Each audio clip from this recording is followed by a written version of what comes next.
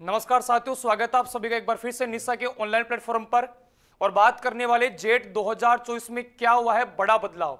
इस बार यूनिवर्सिटी ने बहुत सारे चेंज किए हैं जेट 2024 के लिए, और वो क्या चेंज है उसी के बारे में बात करने वाले हैं। आपकी बार जो ओमार सीट है वो कैसी होगी और कब आपकी एग्जाम है, क्या फॉर्म फीस है, ठीक है, उसी के बारे में कंप्लीट डिस्कस करने वाले हैं।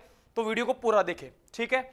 सबसे पहले बात करते हैं एग्जाम डेट की, कि जो जेट की एग्जाम है वो किस तारीख को होगी। 2 जून 2024 को जेट की एग्जाम होगी, ठीक है। भूल मत जाना, याद कर लेना कि 2 जून 2024 को जेट की एग्जाम होगी, ठीक है।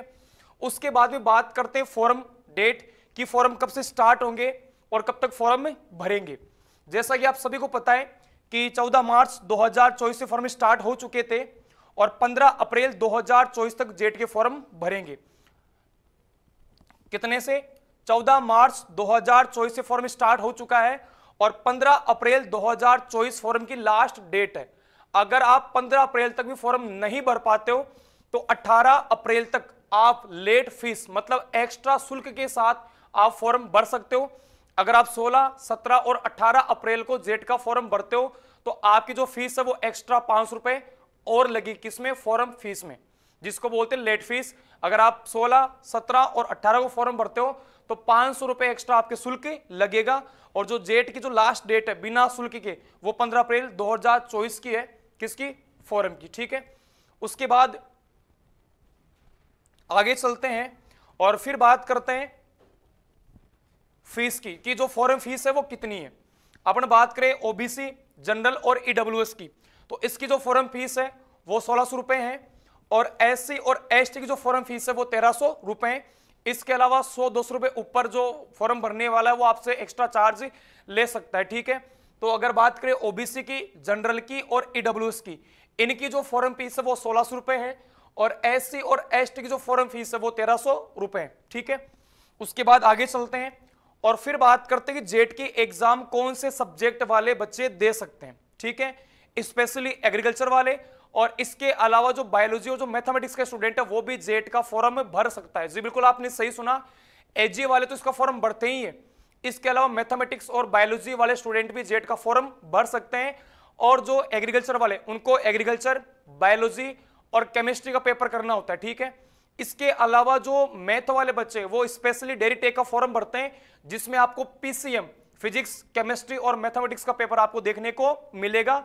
और अगर जो बायोलॉजी का बच्चा फॉर्म भरता है वो आप पीसीबी या पीसीएमबी, अगर मैथ का है और उसको बायोलॉजी भी तैयार है उसकी, तो वो पीसीएमबी या पीसीबी दोनों चूज कर सकता है, दोनों में से एक चूज करनी है आपको, ठीक है। तो साइंस वाले बच्चे भी फॉर्म भर सकते हैं जो बायोलॉजी मैथमेटिक्स से है, और वो राजस्थान के ही होने चाहिए, मतलब आपने राजस्थान की स्कूल से ही 10th 11th की हो और आप 12th भी राजस्थान की स्कूल से कर रहे हो, ठीक है।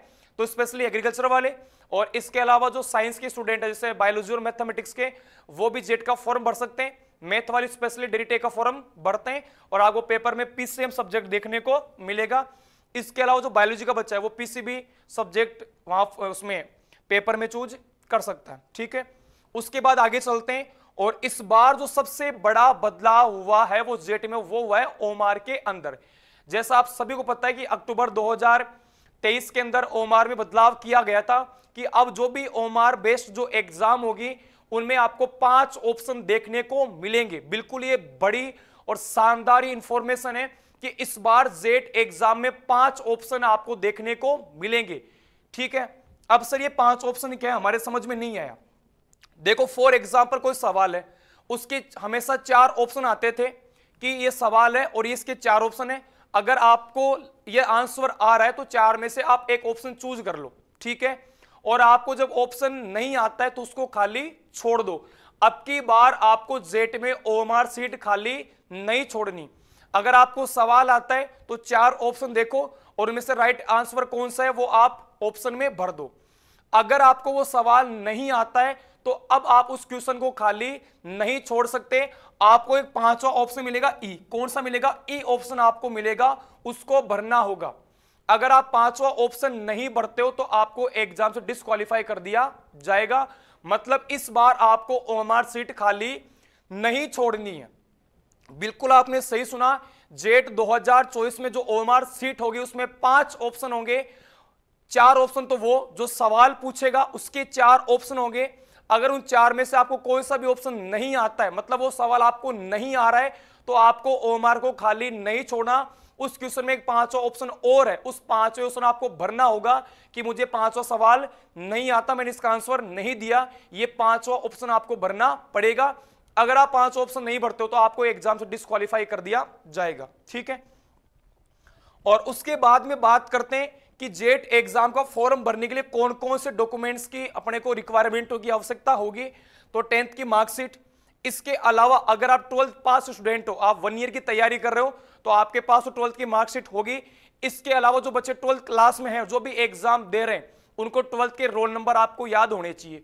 उसके बाद आधार कार्ड, जाति प्रमाण पत्र, मूल निवास, रंगीन फोटो 2 पासपोर्ट साइज, इसके अलावा आपके सिग्नेचर, ईमेल और मोबाइल नंबर, ये आपके पास होने चाहिए। ये आपके डॉक्यूमेंट रिक्वायरमेंट है कि 10th की मार्कशीट, 12th की मार्कशीट, अगर आप पास आउट स्टूडेंट हो, अगर 12th की एग्जाम दे रहे हो तो आपके रोल नंबर 12th के, और आधार कार्ड, इसके अलावा जाति प्रमाण पत्र, मूल निवास, रंगीन photo passport size, signature, email और मोबाइल नंबर की रिक्वायरमेंट होगी। इस वक्त फॉर्म भरने के लिए आपके पास जैसा भी जाति है, चाहे वो पुराना जाति प्रमाण पत्र हो चाहे नया, आपका फॉर्म भर जाएगा, आपको घबराने की आवश्यकता नहीं है, ठीक है। एक बार जो भी इंफॉर्मेशन मैं वापस रिपीट कर देता हूं, ठीक है। अपन ने बात की कि जेट की एग्जाम कब होगी, 2 जून 2024 को होगी, ठीक है। फॉर्म कब से स्टार्ट हो रहे हैं, 14 मार्च से स्टार्ट हो चुके हैं और 15 अप्रैल 2024 तक फॉर्म भरेंगे। लेट फीस के साथ आप 18 अप्रैल तक फॉर्म भर सकते हो। एक्स्ट्रा जो आपका शुल्क है वो 500 रुपए लगेगा। और जो ओबीसी, जनरल और जो ईडब्ल्यूएस है, उनकी फॉर्म फीस 1600 रुपए है, और एससी और एसटी की फॉर्म फीस 1300 रुपए है, ठीक है। उसके अलावा स्ट्रीम एग्रीकल्चर के बच्चे भी एग्जाम दे सकते हैं, बायोलॉजी के बच्चे भी एग्जाम दे सकते हैं, और मैथमेटिक्स के बच्चे भी जेट का फॉर्म भर सकते हैं, ठीक है। आप एबीसी या पीसीएम या पीसीबी या पीसीएमबी, कोई सी भी स्ट्रीम का आप उसका चुनाव कर सकते हो, ठीक है। और इस बार ओएमआर सीट में 5 ऑप्शन होंगे, ए बी सी डी और ई। अगर आपको जो आप सवाल कर रहे हो और वो सवाल आपको नहीं आ रहा है, तो आप आंसर सीट को खाली नहीं छोड़ सकते, आपको उस क्वेश्चन में 5वां ऑप्शन भरना पड़ेगा। कुछ 5 ऑप्शन भरने का मतलब ये कि ये क्वेश्चन मैंने नहीं किया। अगर आप 5 ऑप्शन भरते हो तो आपके माइनस मार्किंग नहीं होगी, ठीक है। और अगर आप 5 ऑप्शन नहीं भरते हो तो आपको एग्जाम से डिस्क्वालीफाई कर दिया जाएगा, ठीक है। उसके बाद आगे बात करते हैं डॉक्यूमेंट्स की। तो 10th की मार्कशीट, 12th की मार्कशीट, अगर आप पास आउट हो और 12th में पढ़ रहे हो तो आपके 12th के रोल नंबर, आधार कार्ड, जाति प्रमाण पत्र, मूल निवास, रंगीन फोटो पासपोर्ट साइज 2 और सिग्नेचर, इसके अलावा ईमेल और मोबाइल नंबर की रिक्वायरमेंट होगी। और इसमें जेट एग्जाम में जो एज लिमिट अभी रखी है वो 16 से लेकर 25 तक, ठीक है। जिनकी एज 16 साल से लेकर 25 साल तक है वो जेट का फॉर्म भर सकते हैं। और इस नियम में संशोधन करने के लिए बहुत सारे लोग लगे हुए भी है कि एज लिमिट को हटा दिया जाए। अभी जो नया जो नोटिफिकेशन है उसमें जो एज लिमिट दी हुई है वो मिनिमम 16 ईयर है और मैक्सिमम 25 ईयर्स। लेकिन बहुत सारे जो अपने शिक्षाविद है उसमें लगे हुए हैं कि इस एज लिमिट को हटा दिया जाए, और ये पूरी कोशिश रहेगी कि एज लिमिट को हटा दिया जाए। लेकिन अभी जो एज लिमिट उस नोटिफिकेशन में आई है वो है 16 साल आपकी मिनिमम एज होनी चाहिए, और मैक्सिमम जो आपकी एज है वो 25 साल होनी चाहिए। और मैं फिर कह रहा हूं, उम्र का जो बड़ा बदलाव है 5 ऑप्शन वाला वो बहुत इंपॉर्टेंट है। अगर आपको 4 ऑप्शन में कोई सा सवाल भी, आपको कोई सा ऑप्शन भी नहीं आता है तो आपको उस क्वेश्चन का 5वां ऑप्शन भरना पड़ेगा, वरना आपकी माइनस मार्किंग हो सकती है या आपको एग्जाम से डिस्क्वालीफाई कर दिया जाएगा, ठीक है। बहुत बहुत धन्यवाद। जय हिंद, जय नेशनल।